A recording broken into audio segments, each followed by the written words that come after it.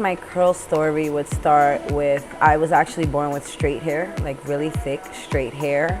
My mom did not know what to do with my hair, so she would chop it up like a boy. I had always like a mushroom haircut. It wasn't until I got to like middle school that I started embracing my curls. Curls weren't as embraced before as they are now. There weren't products out there for curly hair girls. I was one of them that used to feel like it was simpler to just have my hair straight.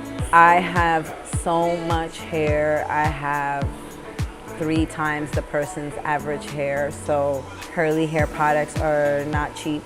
A lot of them don't come in big sizes. My other struggle is really more moisture. As you can see, my hair it just needs moisture.